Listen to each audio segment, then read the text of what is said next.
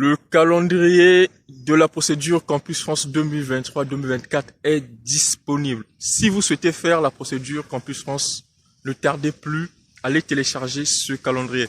Dans cette vidéo, je vous expliquerai les grandes étapes de la procédure Campus France parce que c'est vraiment important de savoir les grandes étapes de la procédure avant de vous lancer. Mes amis, si vous n'êtes pas encore abonné sur la chaîne, n'hésitez pas à vous abonner massivement pour ne rien rater. Quand vous allez créer un compte Campus France, utilisez une adresse mail que vous utilisez pour consulter vos mails régulièrement.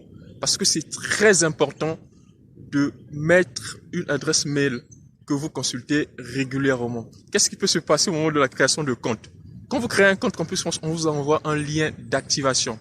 Si vous avez oublié le mot de passe pour ce compte-là, ça sera vraiment difficile pour vous de valider, de confirmer la création de votre compte. Donc, la première étape, c'est la création du compte Campus France. À partir du 1er octobre, vous pouvez créer votre compte Campus France et soumettre votre dossier de candidature. Donc, n'hésitez pas à aller consulter le calendrier Campus France de votre pays. Donc, d'octobre à décembre, 12 décembre précisément, pour les étudiants résidant au Congo qui vont faire la procédure Campus France au Congo. Donc, au Congo, il n'y a pas que des étudiants congolais qui font la procédure Campus France. Il y a des étrangers aussi qui font des études là-bas et qui veulent faire la procédure Campus France depuis le Congo. Donc, vous êtes aussi concernés. Voilà, la première phase. Après la première phase, vous allez passer à la phase prise de rendez-vous pour entretien. Vous avez donc d'octobre à décembre pour créer votre compte Campus France, soumettre votre dossier et payer vos frais de procédure Campus France. Ayez vraiment ce calendrier en tête pour pouvoir vous situer. Hein. Ne ratez pas vraiment la première étape qui est la soumission du dossier. Parce que si vous ratez la soumission du dossier, il faut attendre l'année prochaine pour refaire. Voilà. Le calendrier vous permettra de vous situer et de connaître les dates butoirs pour chaque étape. C'est vraiment important.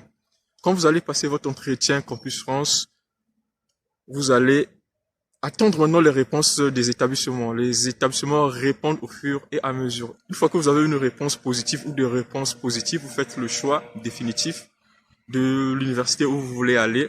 Vous validez et après vous passez à l'étape suivante, la préparation pour le dépôt de visa. Ça c'est une autre étape, mais je ne donnerai pas de détails. Ça c'est après dans des prochaines vidéos qui viendront. D'octobre à décembre, vous soumettez votre dossier, plus précisément le 12 décembre pour ceux qui sont au Congo. C'est pour tout le monde, hein, tout le monde. Donc quand je dis tout le monde, à l'exception de ceux qui vont faire la procédure pour accéder en licence ou qu'importe la classe, hein, dans un établissement privé ou bien ceux qui veulent faire le BTS en passant par Parcoursup.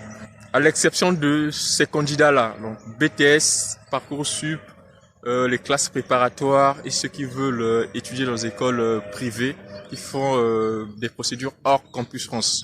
Ceux qui veulent étudier dans les écoles privées hors Campus France, vous pouvez commencer vos démarches à n'importe quel moment, mais n'oubliez pas, il y a une date butoir pour soumettre votre prescription afin que Campus France puisse la valider et après passer à l'étape visa. Il y a vraiment des dates butoirs pour chaque étape. Le calendrier vous permet de vous situer où vous en êtes du point de vue procédure.